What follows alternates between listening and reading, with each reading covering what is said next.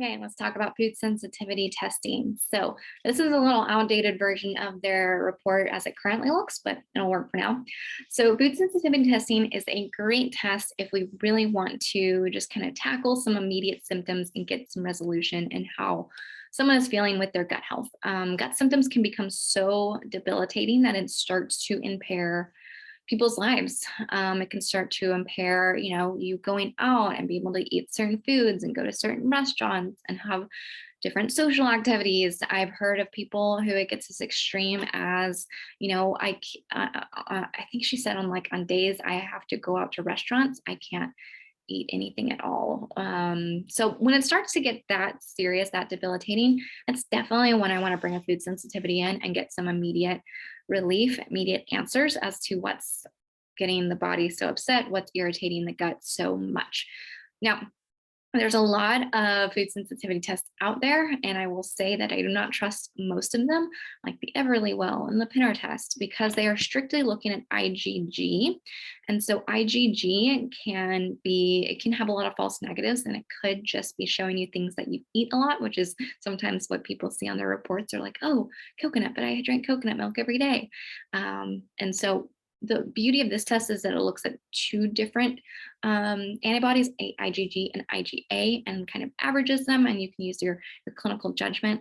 And IgEs are just like actual allergies, like peanut allergies, but I just like that it gives a really broad spectrum so that we're minimizing risks for false negatives. So this test tests over 200 different foods. I've seen some crazy ones that test over 1,000. That is absolutely not necessary. That will drive you insane.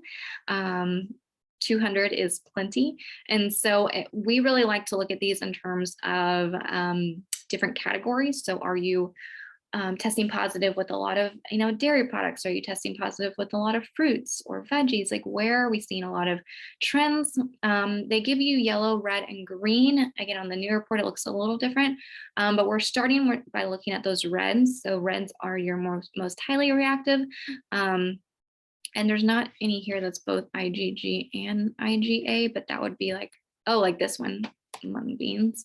That would be like my highest priority, then anything that's red, and then our yellows, and then we don't need to worry about anything else. So this guides us on how to do an elimination diet. And we really work with each person to see what's realistic, because these can get fairly restrictive and overwhelming. And again, that's why I don't like the self-test either, because you take this test and then you have this information, and what do you do with it? How do you implement it?